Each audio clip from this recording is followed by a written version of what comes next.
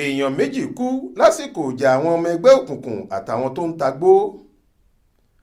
ó kéré tán èèyàn méjì la gbọ́ pé wọ́n ti dolóògbé báyìí nínú làásìgbò kan tó bẹ́ sílẹ̀ láàrin àwọn ọmọ ẹgbẹ́ òkùnkùn àtàwọn tó ń tagbó nílùú Òṣogbo ìpínlẹ̀ Ọ̀ṣun lọ́jọ́ Ẹtì Friday 20 oṣù kìíní ọdún yìí.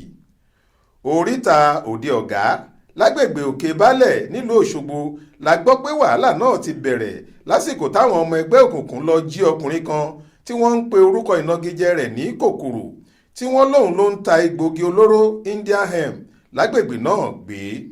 ṣe ni wọ́n ní kòkòrò sọ pé òun ò ṣẹgbẹ́ òkùnkùn mọ́ eléyìí tí kò sì dùn mọ́ àwọn ẹlẹgbẹ́ rẹ̀ tẹ́lẹ̀ ọ̀hún nínú. ó pẹ́ tí wọ́n ti ń wá kòkòrò kó tó di pé wọ́n rí i lórí ọ̀kadà lọ́sàn-án ọjọ́ Friday yìí bẹ́ẹ̀ ni wọ́n gbé e lọ. nígbà tí ròyìn kan àwọn ẹgbẹ́ tiẹ̀ náà tí wọ́n máa ń dúró lágbègbè ìta akọgun nílùú Òṣogbo lára, wọ́n kóra wọn jọ wọ́n sì ṣígun lọ síbi táwọn ẹlẹ́gbẹ́ òkùnkùn náà gbé kòkòrò lọ.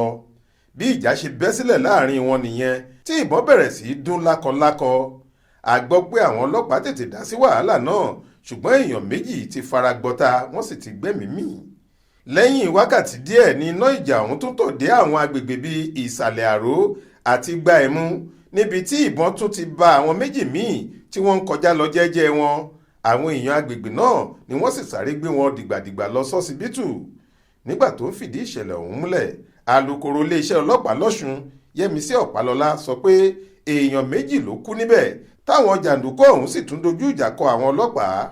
Ọ̀pálọ́lá fi dáwọn aráàlú lójú pé àlàáfíà ti padà sí gbogbo agbègbè tí wàhálà náà ti wáyé.